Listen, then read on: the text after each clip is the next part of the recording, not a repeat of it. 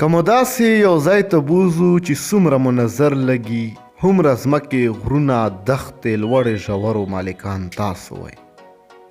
دا دومره لوی جایداد وي لکه دا مکمله ځمکه. نو فکر نه کوو چې دومره لوی جایداد څښتن کېدو سره هم تاسو ونه بوږنېږئ. تنې تنها نه بوټي شته او نه اوبه شته، نه هلته کوم ځناور شته او نه کومه په هوا الوتونکې مرغۍ. فقط تاسې او ستاسې د لوی ځمکې جایداد دی. تاسې په ځمکه کې څو سوه میټره ښکته په یو مصنوعي سټیشن کې اوسېږئ. مطلب دا چې تاسې په کوم اکسیجن ساه اخلئ هغه هم غیر طبیعي دی.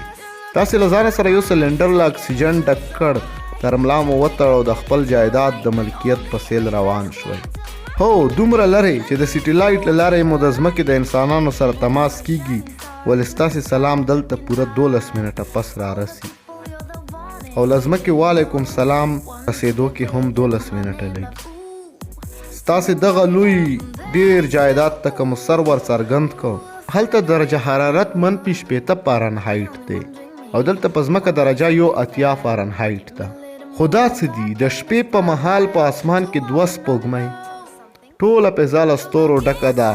دومره ستوري ټولګي د ستورو عناصر وینئ چې که چېرته په ځمکه اوسېدلی نو تاسو یې خیال هم نشو کولی. دغه ستورو کې لرې یو د شګې د پړکند ذرې هومره یو ستوری هم بریښي، چېرته چې ستاسو خواږه ورونه خویندې مور پلار او ستاسې سره د دغه پړکېدونکي ستوري په خاورو کې لوبې کوونکي دوستان ژوند کوي. هلته د مرغو شور دی، د ځناورو غږونه دي او د انسانانو شور دی، او هم د ژوند د وسیلو یعنی د موټرو اوازونه دي. نن مونږ غږیږو د لمریز نظام په یو داسې سیاره چې اسرار یې تر ډېره انساني ذهنونه ګنګس ساتلي. دغه سیاره د سرې سیارې په نوم یعنی د مریخ په نامه یادیږي. مریخ د واټن په لحاظ 4مه سیاره ده او د عطارد نه پس 2مه د لمریز نظام وړه سیاره ده. پخوانیو ډېرو ټولنو مریخ د جنګ د دیوتا په نوم باله او هم به د دې سیارې په هکله ډېرې عقیدې لرلې، لکه مریخ د قهر دیوتا او ځینې دا فکر کوه چې مریخ کې کوم مخلوقات هم میشته دي. د مریخ د سطحې رنګ سور دی چې لامل یې کیمیاوي جوړښت دی. د آیرن اکساید په نومي کیمیاوي عنصر پکې ډېر مقدار کې دی. مریخ یو داسې سیاره ده چې مماثلت د ځمکې سره ډېر زیات دی.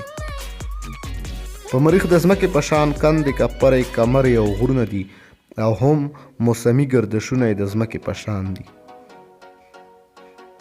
مریخ د ځمکې په مقابل کې 15 درجې شمال او جنوب لور ته ځوړنده سیاره ده چې له وجې یې هلته د ورځ او شپې اوږدوالی د ځمکې څخه زیات دی.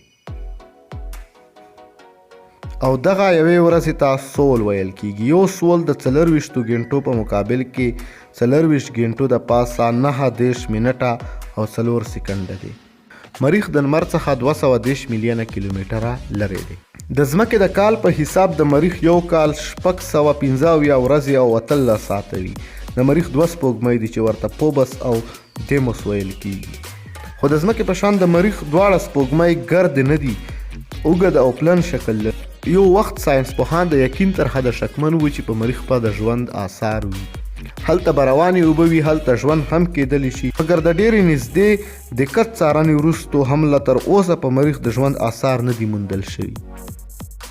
په مریخ باندې د ساينس پوهانو لخوا لیږدول شوي تجزیاتي میشینونو آثار موندلي چې کله په مریخ هم د اوبو شتون او د ځمکې لاندې د اوبو شتون هم امکان لري.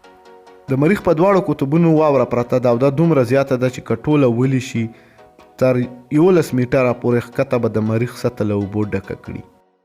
د مریخ قطر د ځمکې تر نیمې دی. دروندوالی د ځمکې په مقابل کې 11% او لویوالی د ځمکې په مقابل کې 15% دی.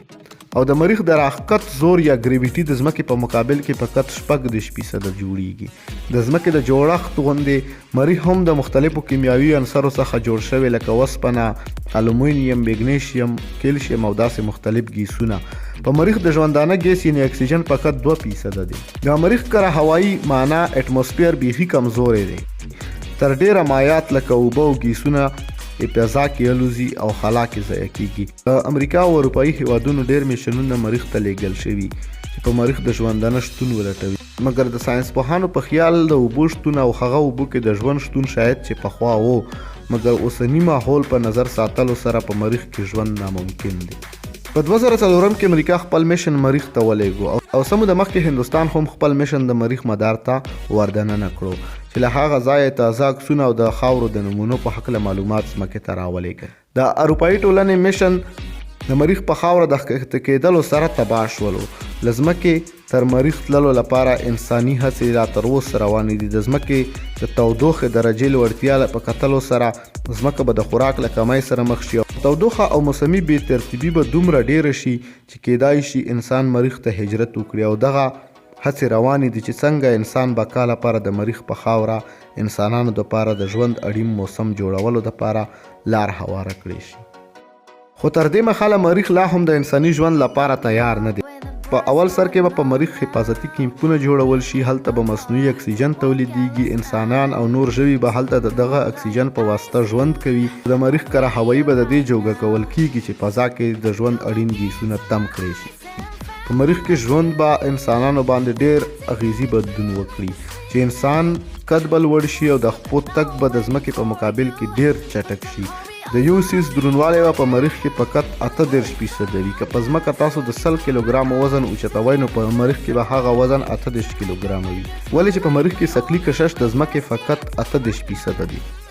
همدغسې به د مریخ د ځمکې د رنګ له امله د انسانانو د څرمنې رنګ هم سور شي. خو دا کله تر 2013 کاله پورې د خلایي سفر کمپنۍ ټسلا او د متحده ایالاتو خلایي کمپنۍ ناسا تر مریخ سفر او د انسان د لیک خیال لري. خو دغه سفر یو اړخه دی. ولې چې د بیا راتګ لپاره داسې ټکنالوژي نشته چې کم راکټ د مریخ له سطحه راپاسي او د مریخ له مداره ځمکې ته داخل شي.